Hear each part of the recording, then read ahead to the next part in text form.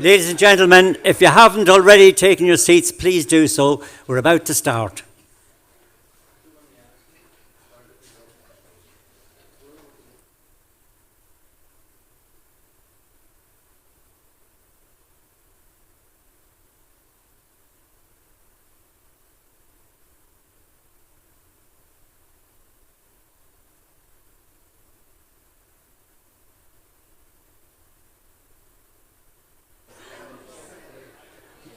Ready to go?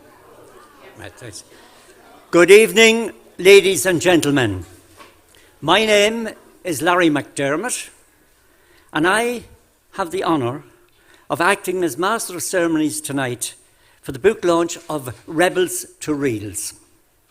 First of all, let me extend a warm welcome, a céad míle fáilte, to the extended McGovern family.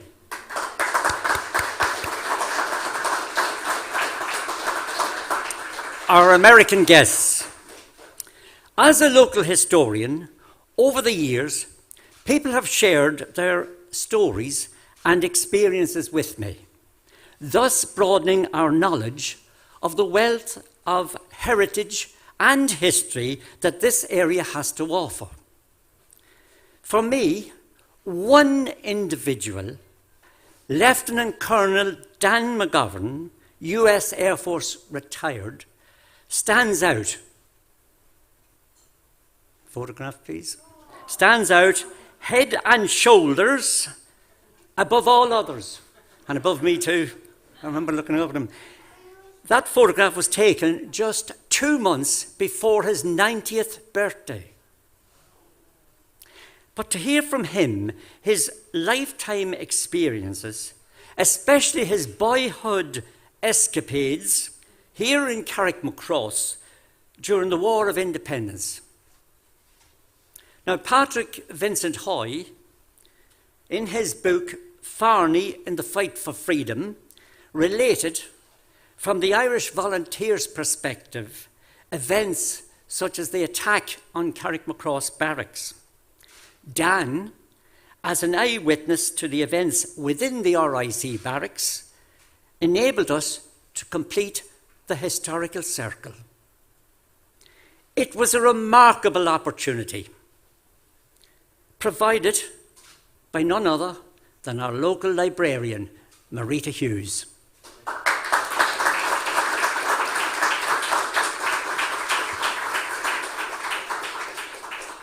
Marita recognised that gentleman when he came in. Here she thought, there's definitely something. And she sent for me on the 24th day of September 1999. And she also rang Joe McCabe. Now, Joseph, a dedicated journalist, and forgive me, Joe, when I say this, with a good nose for a story, Joe came along. A true professional, Joe took copious notes, and over the past 22 years carried out extensive and exhaustive research.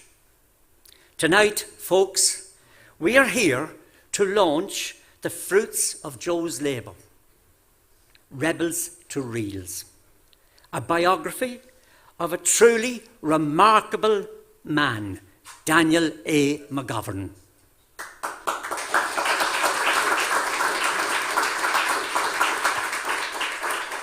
I will now call on Dan's nephew, Mike McGovern, to address you. Mike.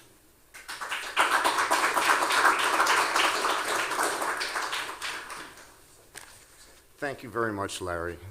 It's really a pleasure to be here. And I am Michael McGovern. I am the son of, if any of you have read the book, of Malachi McGovern, the only other son of the sergeant that lived to adulthood, and many of our people are here.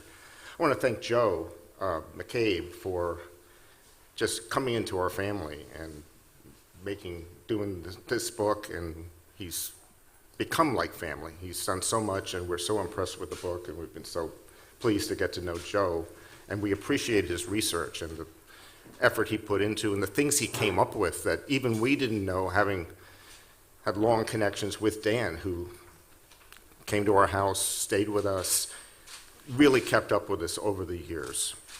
And so to hear 15 years after Uncle Dan died that we can read a book about him, that we all have our own stories. And now we see the full story when we read Joe's book. Dan was my uncle, as we've said, and he was my godfather. And he was a good uncle and godfather. He stayed in touch with us, even though he lived 3,000 miles away. He would find a way to come to New York, see us, when I was in college in Washington, D.C.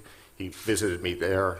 He came to family weddings. He photographed my wedding to Christine, my wife, almost 50 years ago. And some of my family were at that wedding. He was great. He also came to funerals. So he went with the good, with the bad. So we loved Uncle Dan. And we last saw him 2 months before he died. He visited Washington, came to dinner at my house with his son, Tim. And he was spending that week in Washington, special access for him and his son at the National Archives facility adjacent to the University of Maryland. It's where they called them the McGovern Films. And he wanted to see, for one last time, he knew he was going to pass away. And we got to visit with him that week during that time. I want to thank all the McGovern relatives that have assembled. We have over 40 descendants or collateral descendants of Uncle Dan. We have, I want to make sure I name them all. That the oldest was Marjorie. And Aunt Marjorie had Beth Baxter, and she's here. Beth, maybe stand up just for a second so we don't know who you are.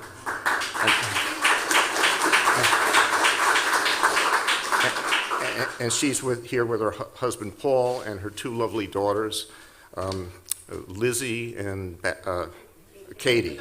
Okay. Then after Marjorie was Isabel, who had several children. The surviving one is Betty. I knew her as Mary, as Betty Ann. She's now Betty or Liz Peck. Will she stand up? Okay. And then there was Malachi, the second son, who often walked, I'm told from the book and from his own words, walked with my grandfather the last year or two before the independence or the surrender or whatever it is, as kind of escorted him to the barracks where he had to go for the evening. And he would walk back to the cottage on Distillery Lane down the main street. But he accompanied my grandfather, as Joe explains, and as my father told me, that he was kind of like a decoy or like a guard to protect my grandfather, the sergeant, from snipers in the forest or the woods off on the way back to the barracks from the cottage where he may have had dinner. Then there is Genevieve was the next one. Her daughter was supposed to be here, and then there's a family illness, and we have no representative of Genevieve. And then there was Anne McGovern, who married a Gaffney, and we have two Gaffneys here. We have Patrick Gaffney, my first cousin. Father, we'll see, he's also...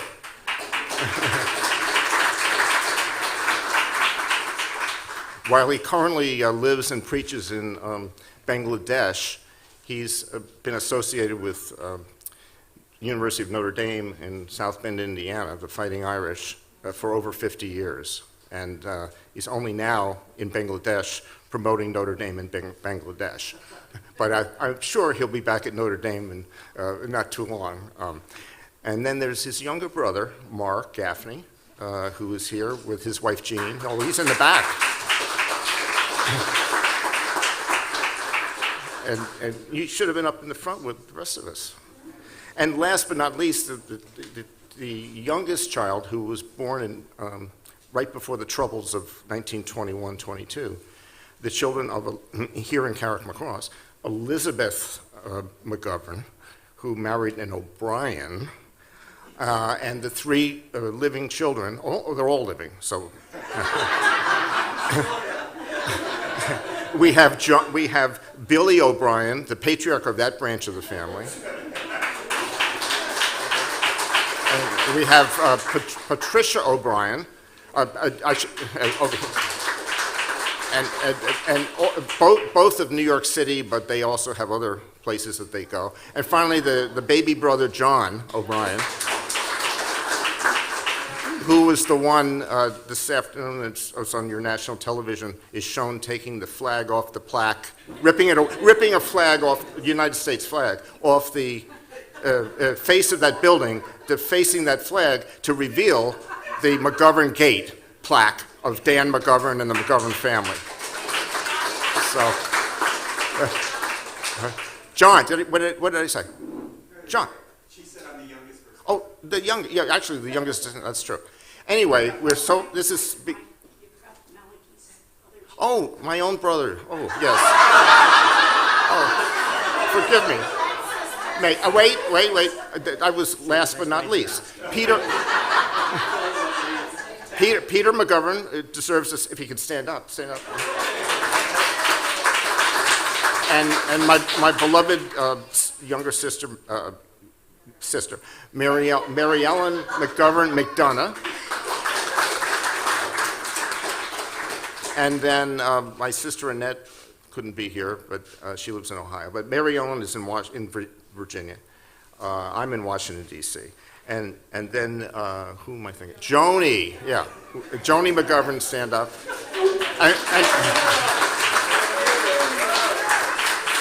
And she's here with her three daughters, and her last name is Mullahy. And Mr. Mullahy is a professor, full professor at University of Wisconsin at Madison. So we have two academics in the group at major universities. Anyway, not bragging about the McGoverns because Joe has done enough for us to brag for all of us. So thank you very much, Joe. Thank you all for coming, and we look forward to the rest of the program.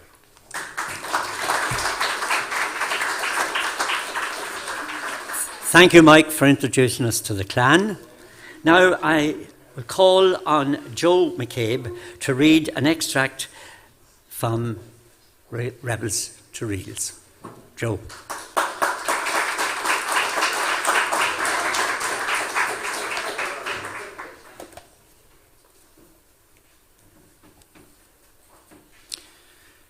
In a house in the parish of Corduff, outside Carrickmacross, on the night of Friday, 29th April 1921, a group of IRA men collected jute sacks containing dozens of sticks of blasting gelignite. Each of the explosive sticks was 8 inches long and approximately an inch thick, and most were strapped together in bundles of 5. There was also an assortment of other explosive material, including large bags of industrial blasting powder and other explosive oddments. The IRA had decided that its 5th South Monaghan Battalion, as part of a much larger brigade force, would audaciously attack the RIC and the Black and Tans in their heavily fortified Carrickmacross district headquarters. The plan, just like at Ballatrain weeks before, was to blow a massive hole in the barracks, to force the RIC garrison to surrender and to capture its arms and ammunition. The station would then be set on fire and destroyed using petrol and tar. Buoyed up by the success of Ballatrain, 80 hand-picked IRA brigade volunteers from all over County Monaghan, including flying column active service members, started to converge on Carrickmacross town centre. By now, garrisoned there, including Sergeant McGovern, were up to 35 RIC men, of which at least 25 were Black and Tans. Like that of the Ballatrain attack, this was a virtually moonless night. 4 rebel detachments crept into the town centre from the west at around 10:30 p.m. 3 detachments accessed the rear of 3 adjoining 3-storey buildings and took up positions at the first floor level overlooking central Main Street and directly opposite the town's now heavily fortified and formidable police station. At ground floor level, these Main Street buildings contained O'Hagan's Pub, Shannon's Drapery and Shoe Shop, and the adjoining Hans Pub, which also housed a drapery shop. The 4th Rebel Detachment took up positions above another business premises further down the street. The elevated positions of these IRA detachments meant that they could bring fire to bear on the barracks' ground floor windows and on its front door over the new Sanger's sandbag wall and through its chicken wire mesh wire. This negated what protection the new defensive measure afforded the RIC from small arms fire. The job of these IRA men, when the time came, was to engage the RIC in the barracks and any policemen who might attempt to exit the main street from either the front door or via the alleyway which serviced the barracks farmyard. A young man was locked in a room in Shannon's and in O'Hagan's. Mrs. O'Hagan and her sister were locked in a rear room for their own safety. The Hand family were led downstairs and locked in their cellar, where they settled down, unsure of what was to happen next. Upstairs in these buildings, the IRA gunmen quietly took up firing positions at the first floor windows. It would be hours yet before they would go into action. As they settled down and waited, the IRA volunteers peered through the windows and across the street at their heavily fortified target, the features of which could clearly be made out by the dim electric light suspended halfway across the main street between the rebels and their main objective. Meanwhile, elsewhere in the town, and via the alleyway from O'Neill Street, an assault party entered Smith's Yard, located directly behind the barracks. In addition to their weapons, some of these men were heavily laden with the bulging jute sacks containing their gelignite and other oddments of industrial explosive material, plus a bucket of hand grenades. Others carried tins of petrol and buckets of well-diluted flammable tar. Further down the alleyway, 15 men stood in anticipation with their weapons loosely pointed over a low boundary wall towards the barracks rear, now only some 60 yards away.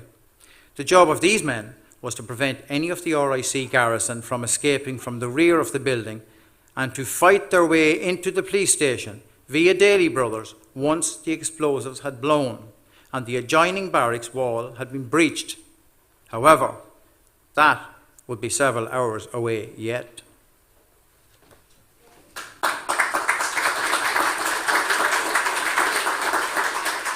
Thank you, Joe.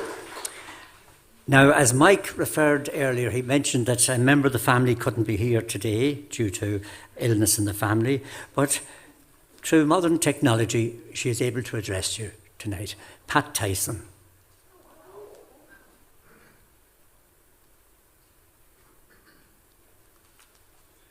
We'll keep our fingers crossed. Technology. Well, good morning. Actually, I guess it's evening there in Carrickmacross.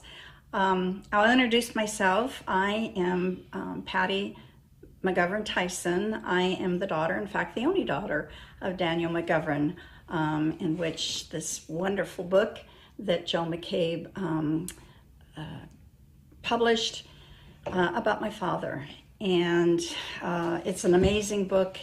I'm so glad that this book launch could take place on such a special day. I wish I could be there. I truly do. It was just bad timing for us and our family, extended family. Plans were set in concrete, shall we say, between July and August. So we just hope that we can be a part in spirit. I want to thank you, Carrickmacross citizens.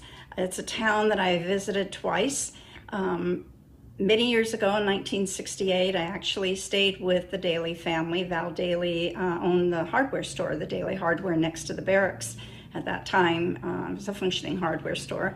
So I saw Carrickmacross in a different time, slower time, and was able to just enjoy an Irish family for a weekend who were very hospitable. And again in 2011, I met Joe. I was introduced to him, I think a connection actually through my brother Tim, who had met him early on. And so we got to enjoy a day there in Carrickmacross. So I know the town. I hope to come back someday and see the area. It's beautiful. It really has grown from 1968 to 2011, and that's been 11 years ago, or 11 years ago. So with that, I just want to tell you a little bit about my dad. When you read the book, you're going to know a lot about his military life from the start, his keen interest in cameras and photography, and how he got started in that field, and then also Army Air Force, eventually the United States Air Force. And an amazing book that Joe wrote. I learned things I never knew my dad was a part of. Many of the stories I had heard a lot about him filming his own crash landing, heard a lot of stories of Ireland and during the Troubles, as he called it, in Carrickmacross when he would be with his father, Sergeant McGovern, my grandfather. So, but I wanted to tell you about my father as a dad, because we had an unusual relationship as a little girl because he was gone a lot. He was had 1 year and 1.5 year assignments in far away, and so I never really had that little girl relationship. But I was really blessed to have the adult relationship with him, and I learned so much from him and so much of what he did that I didn't understand as a child. So as my friends here in America have read the book and said, well, where's all the family gossip that they wanted to see? That's not in there. This is a biography of a military man that I found fascinating. I'm not necessarily a history or World War II buff, but my dad would be so impressed and so amazed at what Joe McCabe has published in the book. One of the things Joe asked me to share, and I wanted to share, this picture is actually, oh gosh, this one I just realized maybe the one on the book, but my father had sent this to my mom and wrote the letter on the back, and you'll see the date is February 27th, 1945, which was, I was just a day old. And that was in Buffalo, New York. I never saw my dad till I was probably 1.5 years. Obviously, I don't remember that. I was just a baby, an infant. But what he wrote pertains to today, and I'm not going to read the whole thing. I don't know how much of it, I can't remember how much Joe had in the book. But he wrote this from Los Angeles, California, when he was at the, you'll hear that in the book, first motion picture production studio in Hollywood. And he was under Ronald Reagan at that time. So that's another fascinating story of when they were producing films for the service training and all of that during the World War II. He says, "Dear daughter, this is really the first opportunity that I have to write you and introduce myself. Your wonderful mother, whom we both love very much, will immediately show you the picture of me, and that will have to suffice for the present. My present absence from home will not be long, for you see, Patricia, I am doing a little job so that you and Danny and your children, when the time comes, can live a life, a normal life, and not be troubled with wars and dictators. And I don't want you to be not denied the happiness that America offers all people, regardless of race, color, and creed. When Dan came into this world, I was away off in England, and the picture in that part of the world at that time was ugly and dangerous. But with God's grace and guidance, I made a safe trip. And through that terrible flak and fight, through that terrible flak and flight. So Patricia and Danny, take care of your mom. And he goes on just to just say a few other things, but I just thought how pertinent and how present that is for today, and how each of us as parents or grandparents want that for our children. So I just cannot tell you how much I appreciate Joe McCabe. I don't know if, with the pandemic and all the lockdowns, he just got on to really the details of this book, but I think it's a book he's been working on for 20 years. And he has such a passion and such endurance and persistence to get to the truth and to have his facts backed up. And that's what I appreciated about Joe as we communicated back and forth. And fortunately, my husband was more of a World War II buff and probably listened a little bit better to details that my father would share that I didn't always process and understand that my husband really did. So if I didn't have an answer for Joe, then my husband usually did. Or Joe just did so many interviews. So Joe, thank you so much. I wish you great success for this book. I know every time I talk about it, it goes off and buys it. I love the hardback. I think it represents more better quality of the pictures. A lot of pictures in the book, which was an amazing feat at that. Trying to get access at a time that the National Archives were pretty much locked down, and the Veterans Affair. I mean, it was just like only emergency, communication periods. So. I think I just recently got a communication that I emailed a year and a half ago to veterans to get an answer to Joe. So it is what it is. So I just think today is the perfect day to be launching this book. And I just want to thank you from myself and my brothers and all our families that couldn't be there with you, my East Coast cousins, and your families to celebrate this launch, a story of an Irish combat cameraman, Daniel A. McGovern. And thank you, and enjoy the evening. Goodbye.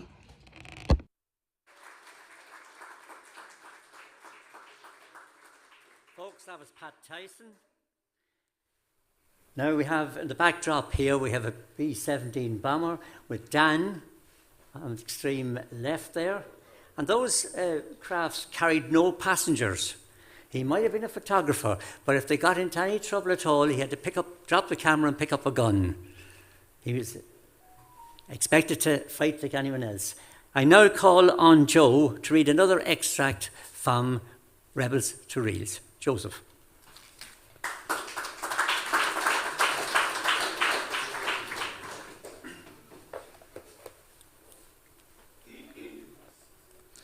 Bandits and Brownings. The German fighter pilots would attack the formations from all angles. But they had, of course, learned that head-on attacks, often from slightly above the highest lead elements of the formation, were the safest way to approach the mass formations given the lack of forward-facing guns on each B-17. Big Mac recalled, "We learned by trial and error that the Germans would attack the B-17s head-on, as they had little or no forward armament. We had waist guns, a gun turret on the top, a ball turret in the belly of the B-17, and guns in the rear in what we called the Stinger position, but little or no armament in the front. So eventually, they did put a gun there. For now, though, as the groups of the B-17s once again merged together over the rally point, the crews just had to combat the terrifying German frontal attacks as best they could with the guns they had. The 305th now tightened up its group formation as much as possible in the interest of mutual defence. The approaching line of black dots became bigger and bigger to the lead B-17s until the clearly defined front profiles of the oncoming sleek German Messerschmitt 109 fighters were clearly visible to the Americans. As the fighters made their final approach on the lead bombers, the flak ceased. Without the weight of their bombs, the B-17s were flying now at between 170 and 180 miles per hour, and the German fighters coming at them at well over 300 miles per hour, resulting in a closing speed in excess of 500 miles per hour. The fighters came on in what was the first of many head-on attacks that day, often with up to 6 fighters lying astern, one after the other, as they attempted to blast the bombers out of the sky.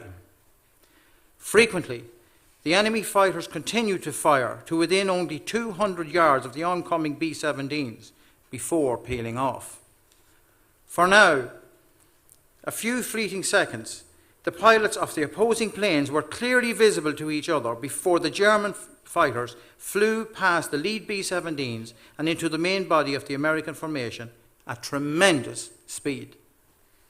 On the moonbeam, all the gunners opened up on the intruders as they flew through so fast that Dan had to do some quick adjustments to his camera to capture the German fighters, which followed. He remembered 24 to 32 frames a second was normal. But fighters were coming so fast through the formation that the best thing to do was to always capture them was to use 48 frames a second. When firing on enemy planes from B-17s in combat boxes well inside the formations, American gunners had to be careful not to inadvertently fire on their own aircraft. As Dan would soon find out, this was not always averted. As he filmed, he now experienced the intermittent staccato of machine gun bursts and corresponding dings of the empty cartridges as they continued to fall on the bomber's deck, fused with the excited intercom traffic chatter in his ears. Underlying all that was one constant noise, the drone of the bomber's engines. In addition to their terrifying full-frontal high-speed attacks, now the German fighters came at the formation from all points of the sky and attacked individual B-17s at every opportunity.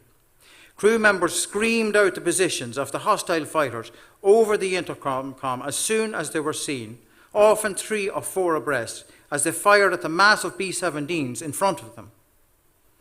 More and more frequently now, the Messerschmitts and also Focke-Wulf 190s came at the Americans out of the glare of the sun, where they could not be clearly seen by the American gunners until the very last minute.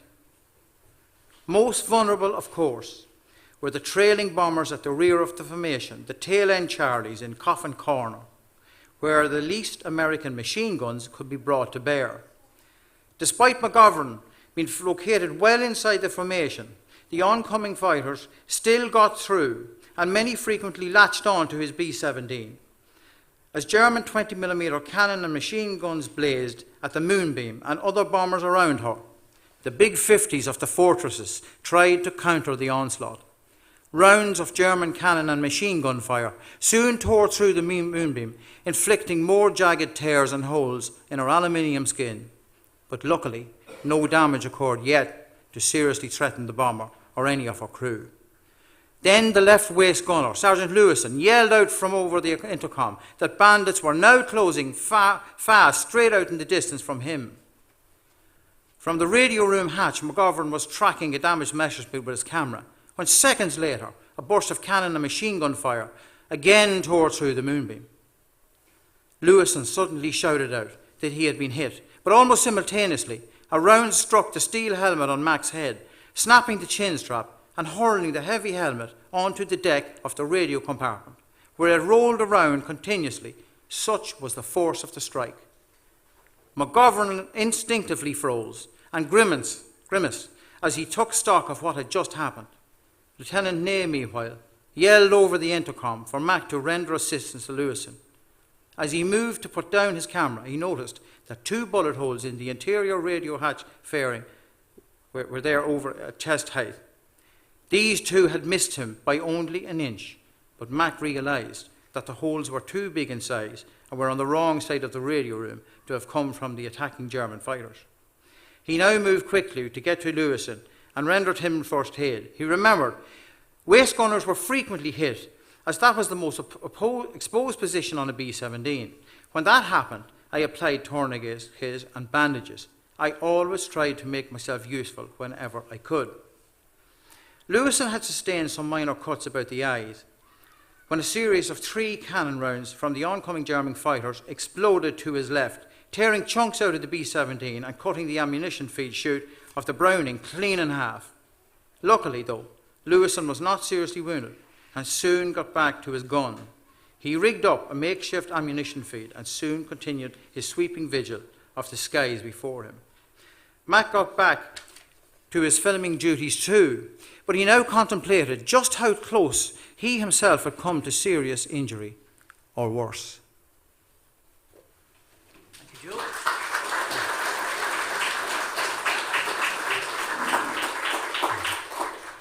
I now call on the Cathaoirleach of Monaghan County Council, the Chairman of Monaghan County Council, Councillor Sean Conlon, to address you. Thank you very much, Larry. And first of all, as the Chairman or Mayor of Monaghan County Council, it gives me great pleasure to welcome the travelling contingent from across the US, Wisconsin, Chicago, New York City and Washington, and to welcome you all here to Carrickmacross, some one or two maybe on a repeat visit, or perhaps it was only Paddy's been here before. But I suppose it's such an incredible experience to read about a member of your kith and kin and the huge impact that they've had, I suppose, in the earliest stages of camera work in combat situations. And Larry did refer earlier that where he was there to film primarily the combat situations, that he would be called upon or he would be expected to take up arms if somebody else was injured. And that was the case. I think it was the second or third mission that there was a comrade on one of the flights. He had an oxygen malfunction, and Dan had to fill that position as the waist gunner, securing a hit. And we talk about the conflict, not to glorify obviously, but just to the recording of history that Joe has completed here, and I suppose the very huge value that Dan McGovern had, and I suppose more importantly, coming towards the end of the book, in recording and having huge empathy, and some decades later making sure the footage of Nagasaki and Hiroshima were published. That to me was I suppose his last act in his military career that he would have considered most important. Because no different to any conflict, you always look for, I suppose, reasons not to re-engage or reasons why there shouldn't be war. And of course, as we know from history, those two atomic bombs were so catastrophic. For my history serves me correctly, I'm not really much of a historian like Paddy mentioned, but I don't believe they were ever used again to any such effect. So I suppose that in itself is such a major contribution by Dan McGovern in the overall scheme of things.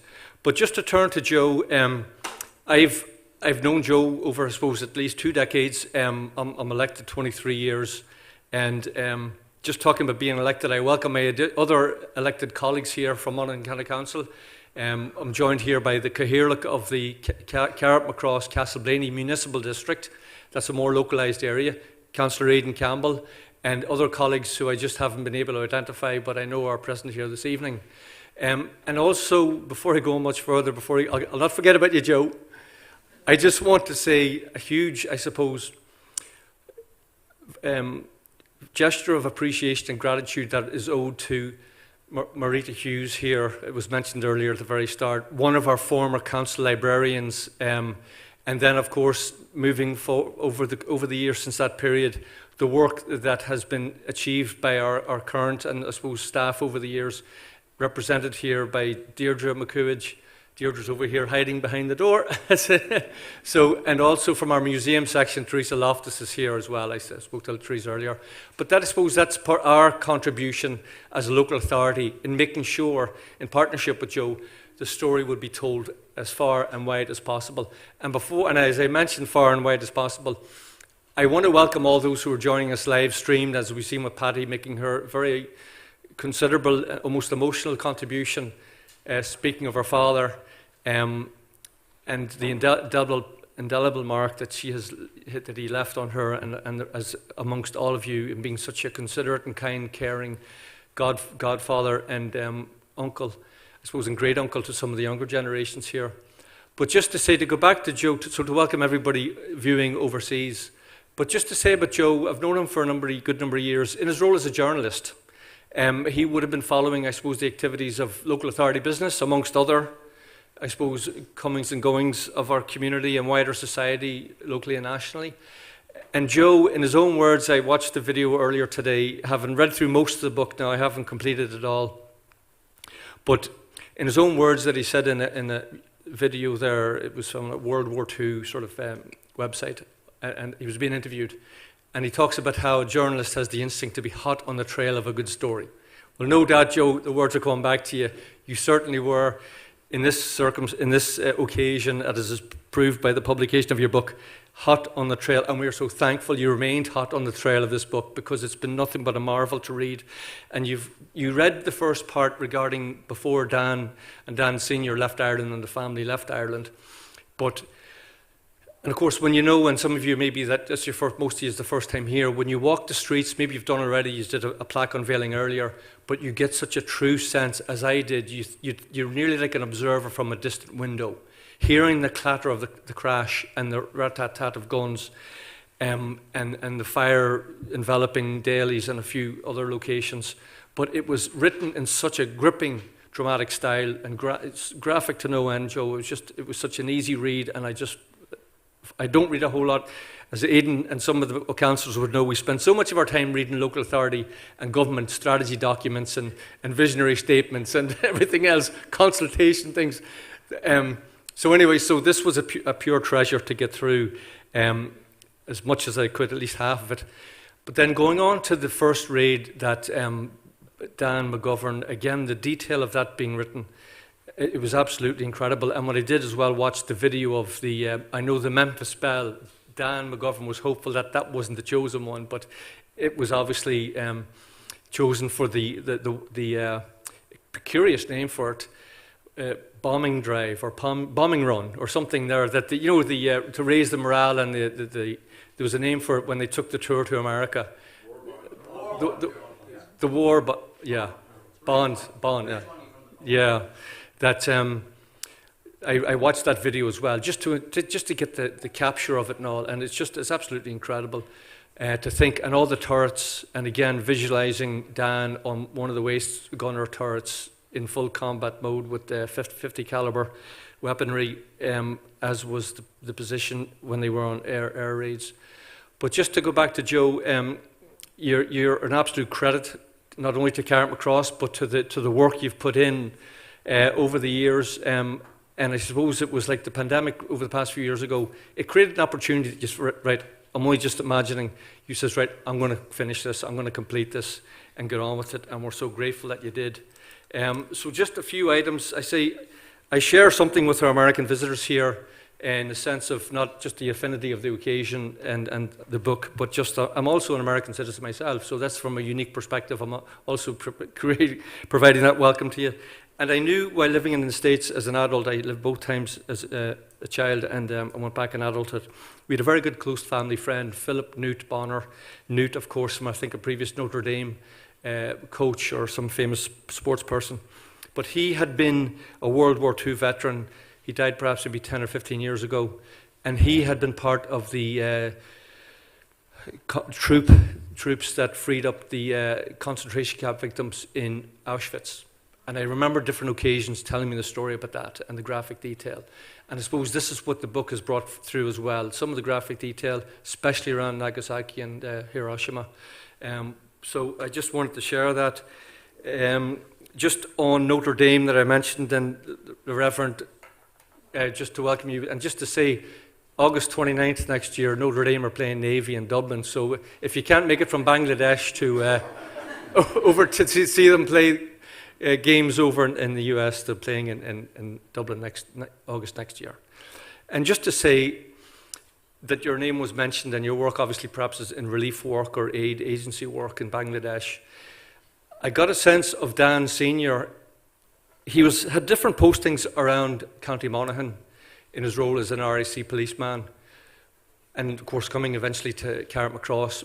But one thing was for sure, he was, even with his role as enforcing and being the top enforcer in the area of law and order on behalf of the British government, he also knew the value of neighbours and family and community. he would have known, I suppose, without being told, what his young sons were going through at the local schools, being bullied, and well, maybe bullied wasn't said that, but a bit of intimidation and harassment and teasing, as children can do pretty much any time. But when their father was a leading enforcer of the local RIC at the time, he held true to, I suppose, his commitment, ensuring, I suppose, not only just state safety, but also to those around him, and that he lived amongst his community. And I know over years there's been a sort of a gravitation in the decades past around Gardaí coming from different areas, but it's great when they're established a long time in our communities, because they do become such part of the fabric. And sporting organisations and community organisations, and they're a great asset. So similarly, talking about going back, I could just sense the empathy and compassion that Dan has handed down through the generations, and I commend your work in Bangladesh. And also what Paddy even mentioned, that Dan spoke of up to us in the letter written in the back of the photograph, how he looked forward to a time that people will get on with each other without resorting to conflict, regardless of race, colour and creed. And I suppose that's an empowering message that letter from 1945 should resonate with all of us. But I suppose I'll finish on this. Maybe I'm going on a bit too long. I've got so many other scribbles here, but I'll leave it for another time. But I just want to say again, thanks to everybody for coming along here. I'm sure it's the start of a fantastic experience. Maybe you're here a few days, I'm not sure. But again, just to thank, on behalf of the County Council, thank our library museum section, and all your colleagues, please pass them on to our various sections. And to Joe, finally, for your fantastic work. Gurmila Maigov.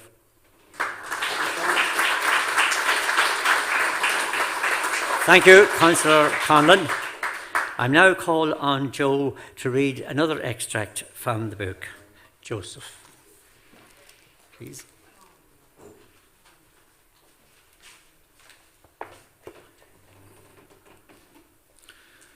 On the morning of Sunday, 9th of September 1945, all on the C-46 arose at 5 a.m. and had breakfast.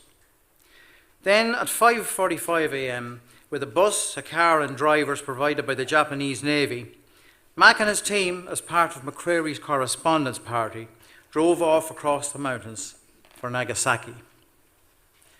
It would be a difficult journey, as apart from the bad roads, it had now started to rain.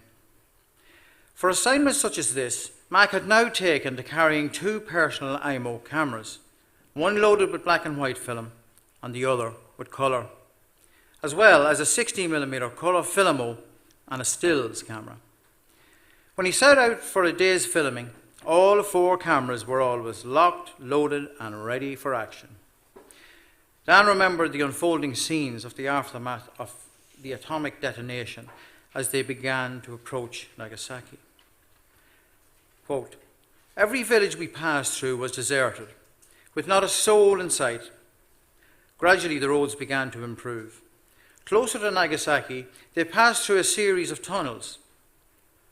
We saw large amounts of heavy machinery, aircraft engines, propellers, and aircraft tires," he recalled. As the party got nearer the city, among the hills and valleys, they began to see the physical evidence of the bomb's awesome power. Everything that was in front of a hill was destroyed, but everything that was on the lee side was intact. It wasn't even touched. Now, as we approached the city, we had a panoramic view of the valley below, naked and bare and almost lifeless. This was the Urakami Valley, to the north of Nagasaki city centre, and above which the atomic bomb had detonated. This city, which had been the setting for Puccini's opera Madame Butterfly, now looked like a moonscape. When they finally reached the outskirts of Nagasaki, at 10 a.m., the Americans had a welcoming committee waiting for them, which included a man dressed in a morning suit and a top hat.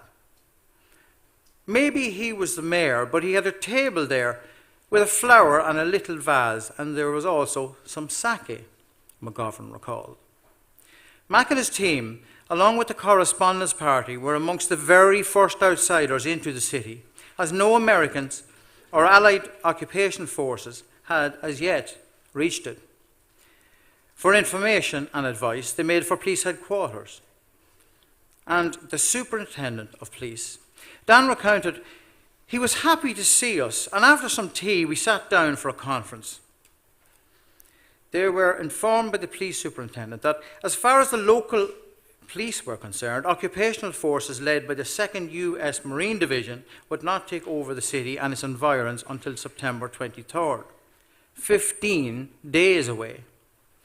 In keeping with the official reason for their presence in Nagasaki, Lieutenant McGovern and the McCreary party first set out with a police escort for Fukuoka number 14, a POW camp which had been established both in and adjacent to a disused Mitsubishi warehouse in the heart of Nagasaki's industrial area and only 1.15 miles south of Ground Zero. This was a relatively new camp, housing mostly British, Australian and Dutch POWs.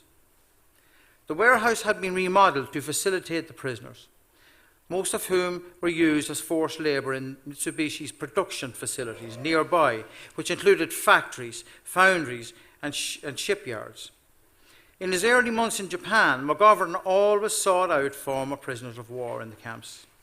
We wanted to get to the POWs whenever we could find them because we wanted the first-hand accounts. It was always very interesting. Upon arrival at Fukuoka number 14, the buildings of which were all but obliterated by the bomb, McGovern and the correspondents were informed that the American prisoners had already left and set off for the harbour areas in order to try and get home to the United States. One reason for this swift departure was that after the atomic bomb attack, a rumour had abounded in the camp that General MacArthur had sailed into Tokyo Bay with a fleet of American ships and was taking POWs out of Japan as fast as possible. Mac pointed out, the Americans in particular wouldn't stick around. They'd just get up and walk. They wanted to get the hell out. Tokyo was over 750 miles away.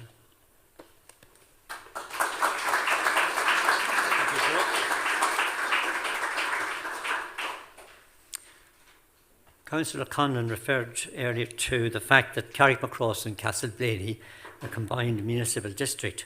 Well, tonight we have here the chairman, the Cathaoirleach of that combined group, Councillor Aidan Campbell. I call on Aidan to speak to you.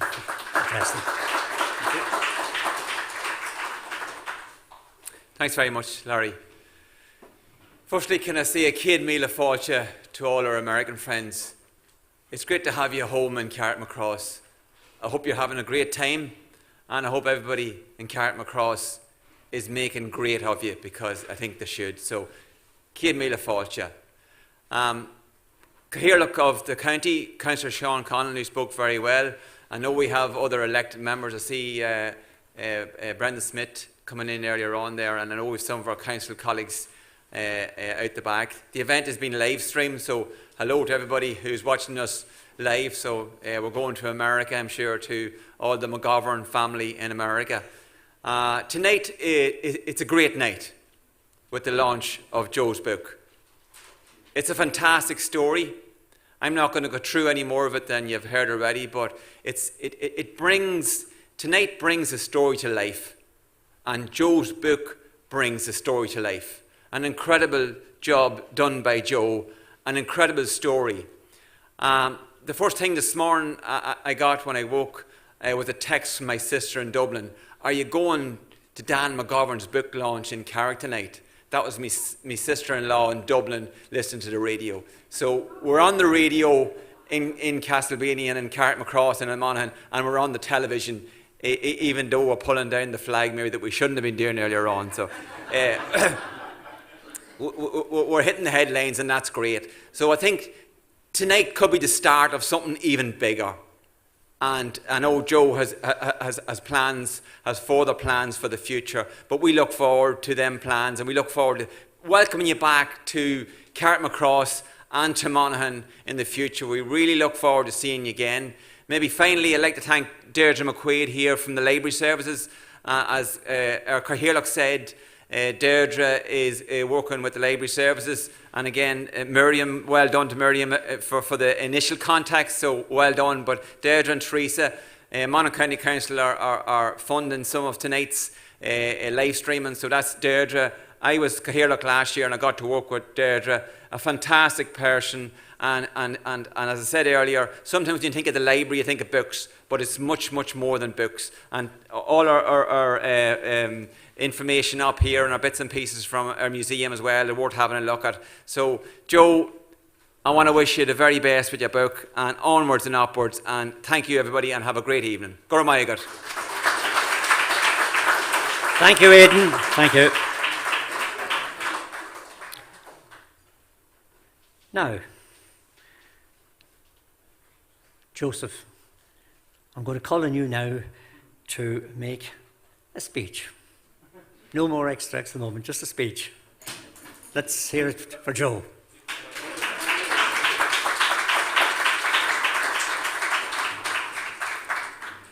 Well, ladies and gentlemen, it's taken a while, but I got here anyway. 20 years is quite a spell. It wasn't written all in 20 years. It was written in blocks. I'd leave it for a while and I'd go back like that.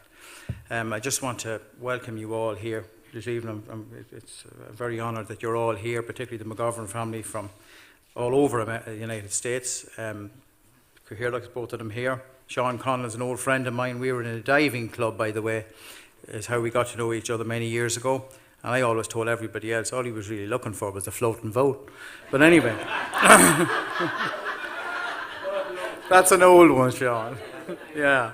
But anyway, I just want to welcome you all here this evening. I also want to welcome the many people that I know are viewing from the United States, the many, many people that are viewing from Australia, including my own relations, the many people that are viewing from Japan, and the many people that are viewing from Hiroshima and Nagasaki. I want to thank you all again for being here. It's a big honour for me.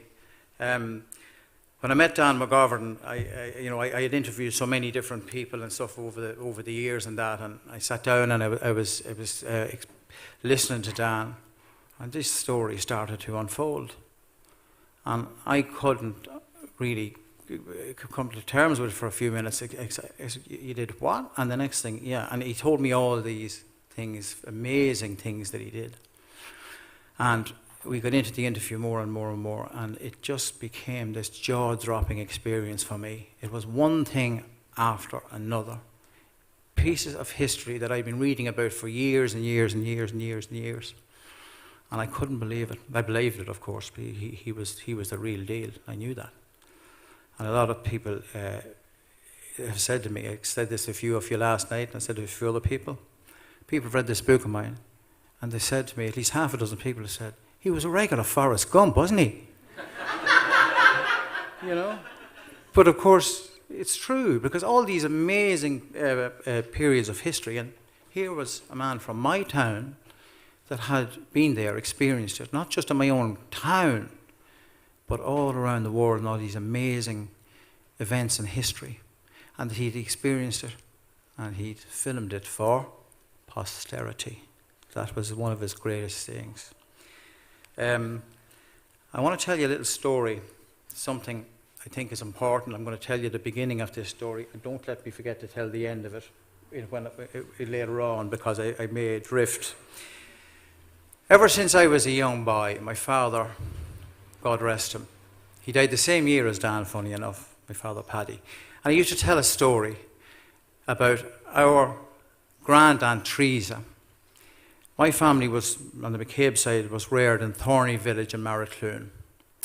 And I had a grand-uncle who was a rebel. And Black and Tans were after him.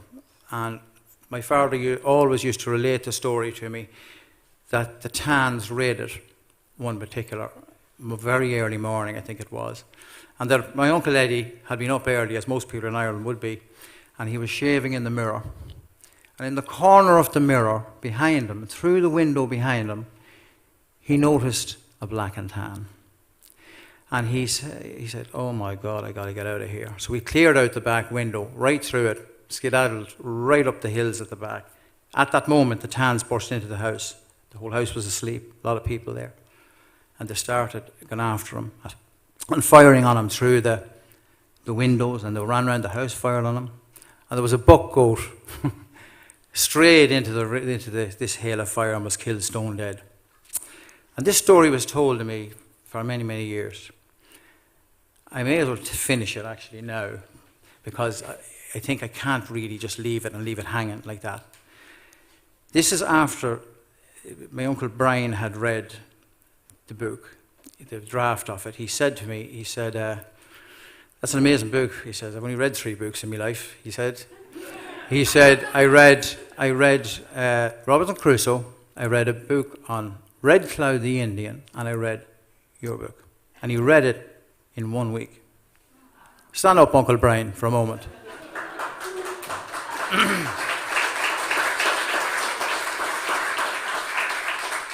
Now I'm going to continue, and I'm going to tell you this story. Brian rang me, and he told me he really enjoyed the book. He said, did your father ever tell you about the time the Tans raided Thorney, our home, my father's place in Maracloon? I said, yeah, many times. Did he ever tell you what happened? And I said, yeah, more or less. And did he mention Aunt Teresa, my great Aunt Teresa? And I said, yeah, well, I know there was something about something hidden or something. Well, the story was, the Tans were so mad they missed my granduncle that they started to tear the house asunder, looking for arms and ammunition or looking for anything incriminating. Now, if the Tans found incriminating stuff, anything, the house would probably be burned and the people more or less probably shot. That's just the way it was. And my grand Aunt Teresa was in the kitchen, and she was petrified with fear. But in the kitchen was a regular RIC sergeant. And my father told me this story so many times that my Uncle Brian related it to me again the day he rang me. And the sergeant found a document, an incriminating document. And my Aunt Teresa could see something was about to get even worse. But strangely, the expected outcome was not what happened at all. The sergeant, instead of raising the alarm with the black and tans was with him, walked over to my Auntie Teresa, grabbed her by the arm, and held up what he found. You see this?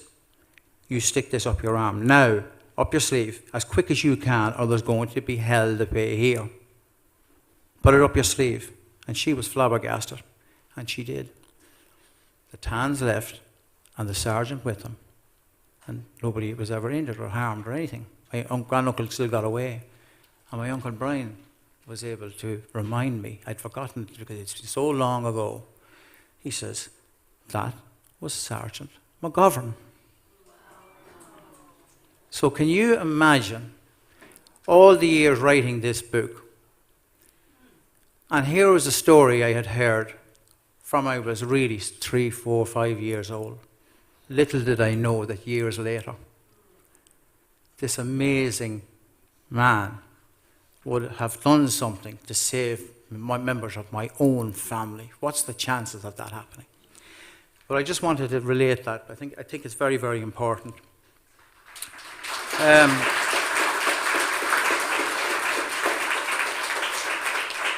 As I said, I met Dan. He was larger than life in every single regard. He was way up there. He was way up there in every single aspect of as a person as well. I think his story was so amazing. I knew the day I left, I walked out of the library that day, I knew I had to write a story. I just knew it because I'd never heard it. I'd read everything else. I'd read everybody else's books.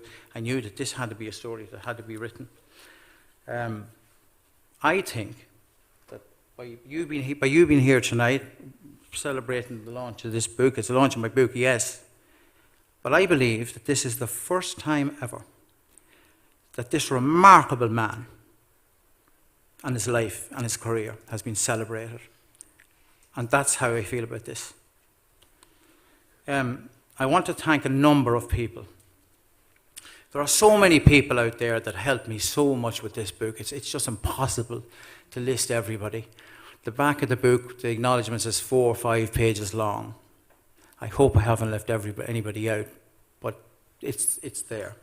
But particularly here tonight and different things, I want to thank a number of people, and I want to thank, it's the most important thing to say is that this event has been very kindly sponsored by Monaghan County Library Service. And I want this lady in here to come over here for a moment, please. Please come over here, Deirdre. This lady rang me out of the blue. Come over here. She rang me out of the blue one day, about 2 or 3 weeks ago. She'd heard about my book somehow. I think it maybe filtered through. I don't know how it filtered through. And she said to me, "This is an amazing story," she says, "you've written, and this is quite a book. And you're having a launch." I said, "Well, yeah, I'm working on it now." Well, she said, "We'd like to sponsor your launch." And I want to sincerely thank you for that, because I don't think this could all have been possible. It's been busy, believe me, it's been crazy, but it's been worth it, so worth it. And I want to thank Deirdre McQuaid here, Monaghan County Library Service, and I want to thank Monaghan County Council, and our two Caherlocks here, by the way, and the Monaghan County Council and the Carrickmacross and Castleblaney Municipal Council as well for all the help and support, because the support I've got from those people in terms of this book and where this book is going with this remarkable man. This man's story has to be told to the world, and it's my job now to get the word of Dan McGovern out to as many places in the world that I possibly can. Although, I have to say, I have been getting messages from unbelievable places about this book and about this man's remarkable story. Thank you, Deirdre. Thanks so much.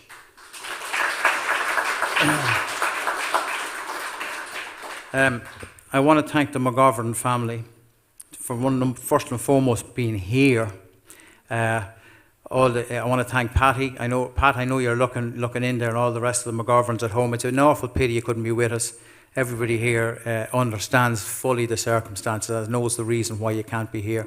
So I want you to just understand that. You're here in spirit, and we greatly, greatly appreciate that. I also want to thank my own family. God knows they put up with an awful lot. I'd often read chapters to them, and "Oh, what do you think of that?" "Yeah, that's fabulous," and you get some constructive criticism here and there, different places. And it's been difficult for them sometimes, because I'd be working late, I'd be working long hours, I'd be in the way, I often felt sometimes. But my mum, I know, is looking in there as well, and my sister Anne, my sister Orla in Dublin, Eugene's here. And of course, I can't leave out Sylvester the cat, because Sylvester the cat, with his little intermittent, he'd jump up on my lap sometimes when I'd be writing, Between him and those little moments, it'd break that deep concentration sometimes, and it was really, really, really good. That, and about, I wouldn't like to say how many thousand cups of coffee, believe me. I remember thinking another one, because I'd have a coffee before I knew where I was going. Monaghan County, the county, oh yes, Monaghan County Museum, I want to thank sincerely. And I want to thank particularly Teresa Loftus. Is Teresa with us? Ah, there she is. I want you to stand up, my good lady. This lady, we haven't actually met, believe it or not, until now. We will soon, but I feel like I've met you many years ago, because so many times on the phone. And the remarkable thing about this amazing gentleman here is he brought home photographs over the first visit he was here that were in the museum here in Pedro Cassidy's museum, and it ended up in Monaghan County Museum. But Monaghan County Museum really hadn't any captions for these photographs. They didn't understand, what are these photographs? And as Teresa would tell you herself, one of the days I rang up and said, "I'm looking for a particular photograph." She said, "Well, what is it?" Well, I says, "It's a photograph of black and tans on a lorry outside a cottage." And she said very prudently at the time, "Oh, I don't know now if I have that." But she rang me back about 6 weeks later, and she said, "Joe, remember you rang me with that photograph about the black and tans on the lorry?" And I said, "Yeah, well, I have it. I found it." I didn't like to say at the time, she said, because I knew I'd seen it, but I wasn't sure if I was ever going to find it. right? But yeah, but she was great. But the great thing about it is she had these photographs and she hadn't a clue what they were of because they weren't properly documented or something. And we were able to be mutually beneficial, I think, weren't we? And I was able to put the captions to the photographs, and I was able to use those photographs with captions in the book. So it was complimentary. So sincere thanks, Teresa. It's been marvellous. Thank you. It was great to get them. I want to thank the workhouse here, Yvonne and Kevin and the staff. And I want to thank, in particular, thanks to John. John was here one morning before, and there was something planned. There was a bit of a mix-up, and he was here very early in the morning, and nothing happened. We didn't turn up because it was a mix-up. I think it was on my part. I want to acknowledge that and say to John, thanks very much. He's been so helpful, the whole staff here, arranging all this and, you know, facilitating everything for me and all my team here, and it's been fabulous. The plaque was something, I have to tell you, was not my idea. I was up selling the book at what I've always called it McGovern's Gate at festival time here, and I wrote on Facebook that, you know, here I am at McGovern's Gate, and this is where Dan and the family ran up and down for all those years before they went to America, and that resonated with somebody. So I think anyway, it's certainly Carrickmacross Chamber of Commerce and President John Tobin, if John's here. Thanks very much for having the foresight about this, this plaque idea was fabulous. This plaque was turned around in something like a remarkable period, I think about 3 weeks or something, we managed to get it sorted. They came with this amazing proposal, and I said, Joe, we want to do this, but you're the only man really knows about him, so would you mind writing it? So I said, no problem, that's fine. The Carrickmacross walking tours were in on it as well. I think the Tidy Towns were in on it. Am I missing somebody, Larry? Is that 3? Was there another group? As I say, I was an outsider, so Chamber of Commerce I mentioned, yeah, and the walking tours and the Tidy Towns. I think there was another. If I'm missing somebody, please tell me, and I'll announce it here now. I want to particularly thank Carrickmacross Gardaí and Inspector Coughlin down there. Stand up, Inspector. Stand up.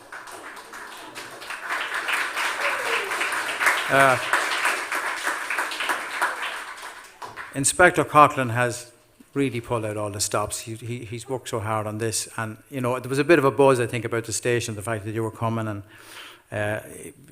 you know they've really worked everything. And the inspector managed to get you down into what was, you know, the McGovern's last home, and not the last home, the second last home in Ireland, and into the station and through there, and what's a very busy working station, of course. And just for those of you that may not know it. Daly's then ironmongery, or the Daly's hardware, as you'd probably these days call it, has been absorbed into Carrickmacross barracks. So the right-hand part of it, that's now part of the barracks, was the original hardware store, and it was in there that the bomb was planted. So the plaque is pretty close, you know, it's pretty close to where we needed to have, but it's pretty good. Now, I hope I'm not leaving anybody else out. There's so many people out there that I needed to thank. I hope I've left nobody else out. But one particular person I want to particularly make mention of here. And that is former librarian of Carrickmacross Branch Library, Marita Hughes. Marita, would you mind standing up for a moment? If you just for a moment.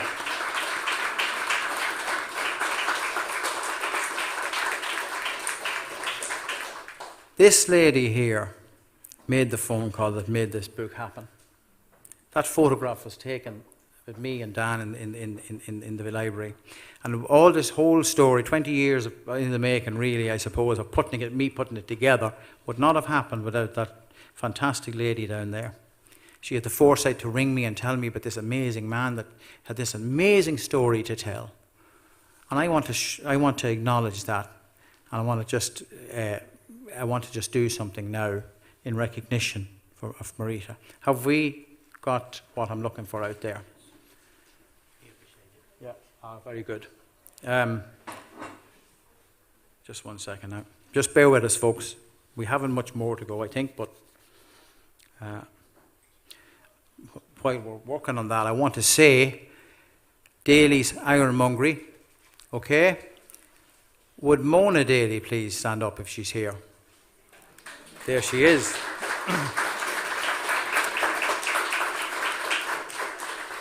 The Dalys and the McGoverns were great friends because they lived next door to each other. And Dan used to talk about it all the time. In videos I've seen, and he mentioned it, of course, to me and different. And it's wonderful to have Mona here and her husband, and to have the McGoverns here, because here we are generations later after this amazing story unfolded. And here we have the families, you know, and there's a link there. I like to think, by the way, before I go on with what I'm about to do, I like to think that this particular day that's in it, for me, it is a celebration of Dan's life, but it's also something else. It's a closing of a circle. It's a closing of an historical circle in Carrickmacross. And I have to thank the people of Carrickmacross. Apart from, I've mentioned the Chamber of Commerce and all the different groups that had the foresight to go ahead with the plaque today and all these things, but it's the people of Carrickmacross that put that plaque there. The people of Carrickmacross, that the goodwill is resonating towards the McGoverns in, as was said by Councillor Campbell, or Cahira before, in welcoming the McGoverns home.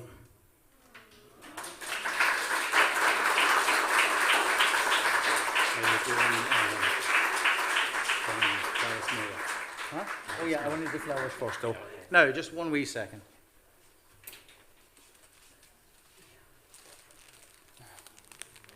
This is a very, very small return for what this lady has done for me, because the hard work that it took to produce this book, the endless hours, the research, all of it would never have happened without this lady here.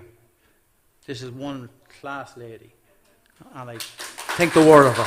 Marita Hughes. Here you are.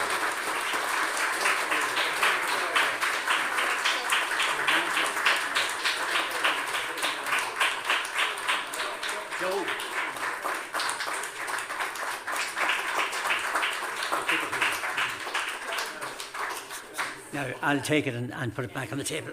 Yep, right, okay. Just bear with us just for a little while. There's something important I want to say. There's something just not at all. It's such a small thing I've done. Of course. Yeah.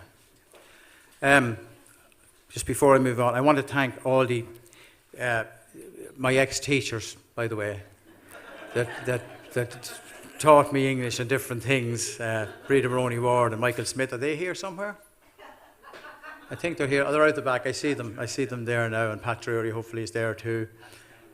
Down the back. By the way, the sound crew and Adam there doing all the visuals for us. Sincere thanks, guys. They've been very professional. It's made all the difference. I think Dan McGovern's story is just pure visual, isn't it? Really, when you think about it. I mean, he was such. I often said, I said this morning, I think it was, man dear, if Dan McGovern had Twitter or Dan McGovern had Facebook, he would have had those images from Nagasaki. God, there would have been no suppression. No way. Just bear with me a moment. There's something I want to. By the way, if I may. I hope I've thanked everybody. Please, if I haven't or left anybody out, please tell me, and I'll make up for that. This is the original article that I did on Dan McGovern when he visited here in 1999, and he was very fond of that article, and so much so that he framed it and stuck it at the back of his office behind his chair, and it stayed there to the day he died. And I love the idea of that, you know.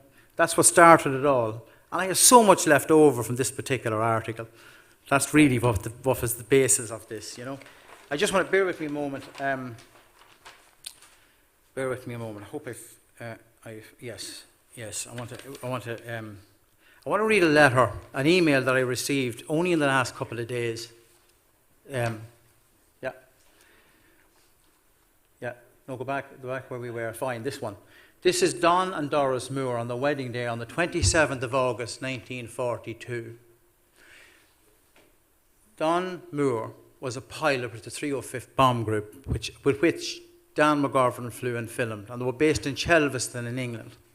And this was at a time in 1943 when the 8th Air Force was really ramping up its bombing missions against Nazi Germany, and there was targets in Germany and France and different places. I received this email some days ago from a lady in Colorado Springs called Teresa Platt. And I want to tell you that Teresa Platt, I know, is looking in here now in Colorado Springs, viewing from Colorado Springs. And she sent me this email that, quite frankly, knocked me for six. And it reads as follows. I want you to note the date, the 27th of August, 1942. This is the email. Dear Mr. McCabe, your book may be about Dan McGovern, but in the process, it has affected people you never could have imagined. The pilot of the B-17 Moonbeam McSwine, which crashed on the Watton raid in France, killing him on the 27th of August, 1943, was Lieutenant Don Moore. He was my grandfather. Your book, Rebels to Reels, has for the first time given us a vivid account of the circumstances in which my grandfather Don lost his life all those years ago during World War II, and on what was also his first wedding anniversary. My grandmother Doris received a telegram informing her that her husband Don had been killed on the very same day that their son, my father Doug, was born. In addition, we always knew there was a photographer on that plane. Now, this is not Dan McGovern, it's another photographer. There was two of them on this mission. But we never had a name for him and assumed he was killed in the crash too. It was a question we'd had in our family for almost 80 years.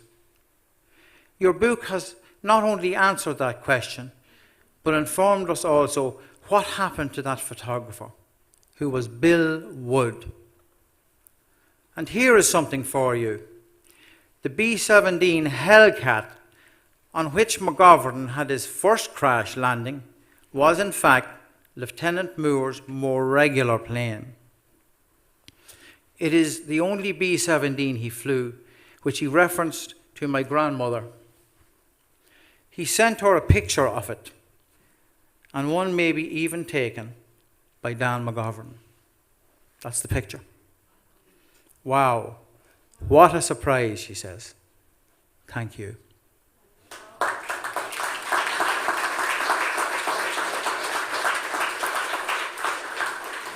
So, I just thought I'd end on that note. That just knocked me for six. My book is about Dan McGovern, but I know I researched it pretty well, I think. But to get an email like that makes all the long hours, all the long days, and the burn in the midnight oil worth it. Thank you very much indeed, every one of you.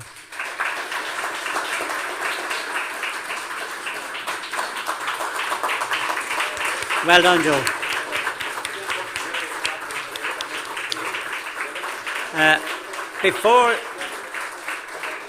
Before you escape, Joe, there's another side to Joe, I believe. We know when we've heard tonight Joe the author. What about Joe the poet?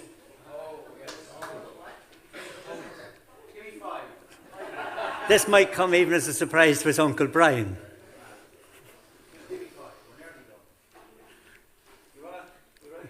Yeah.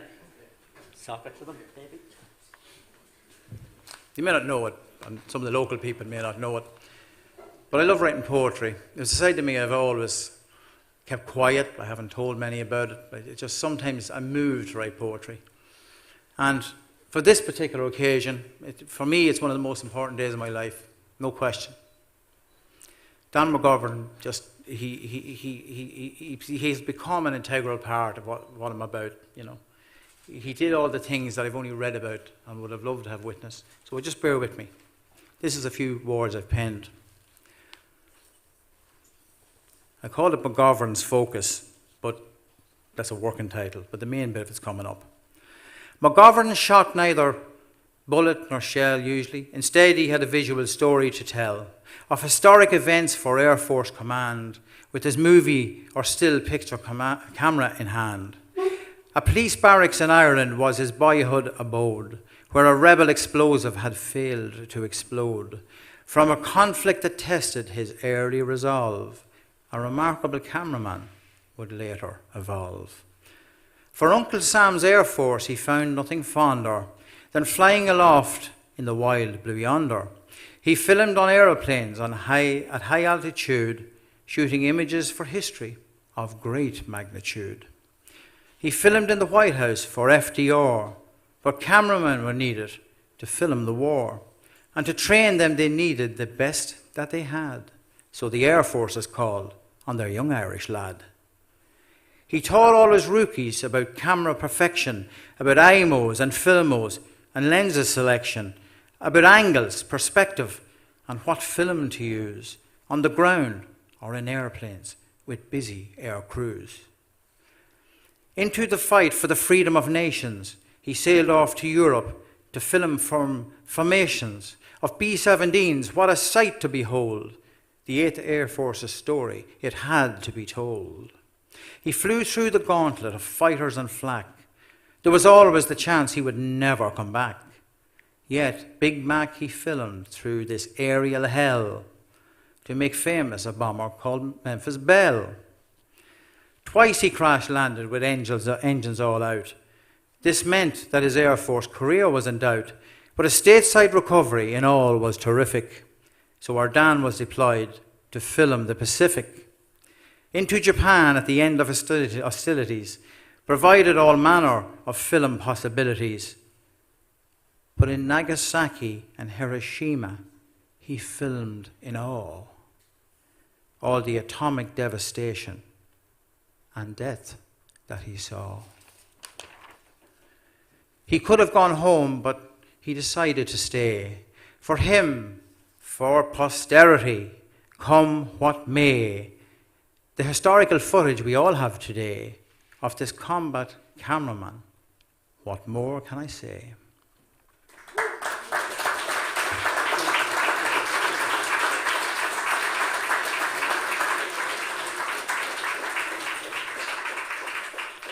Follow that. Now we have a little treat for you. I've called it Reeling Back the Years in Carrickmacross. Reeling back the years to 1982. It's a brief video film made in 1982. So roll it there, Colette. Colin.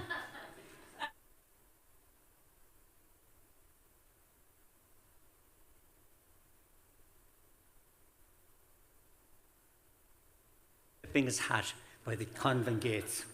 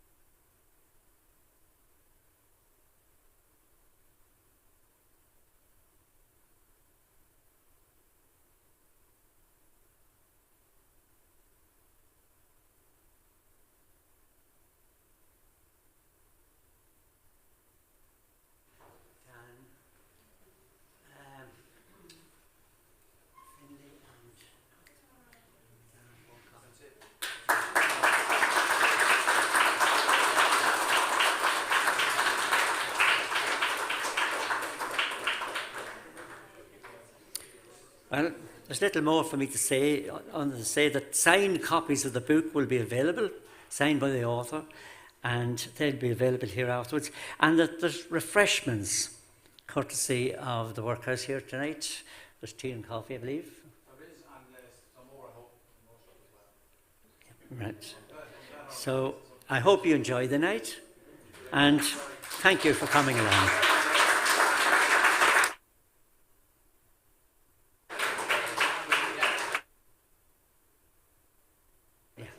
Yeah, sorry, who's making a presentation? Is it Mike? Was there somebody to make a presentation, another presentation?